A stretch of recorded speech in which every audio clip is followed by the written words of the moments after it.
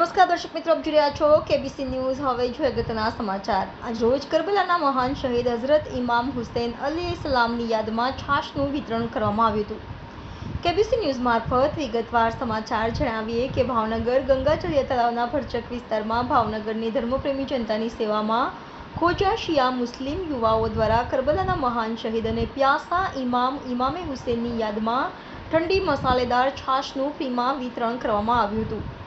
ઉનાળાની સિઝન હોય, લૂ લાગતા ભયંકર ગરમીના વાતાવરણમાં ભાવનગરવાસીઓને તડકામાં અને ગરમીમાં રાહત થાય તે માટે આ યુવાનો દ્વારા દર રવિવારે ગંગાજળિયા તળાવ વિસ્તારમાં આમ જનતાની સેવામાં ઠંડી છાશનું ફ્રીમાં વિતરણ કરી માનવ સેવા કરી ધન્યતા અનુભવી છે।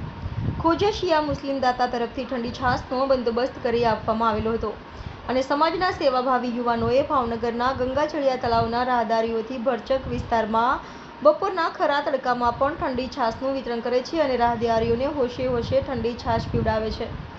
રિપોર્ટર મુસ્તાકભાઈ મેઘાણી, કેબીસી ન્યૂઝ, ભાવનગર।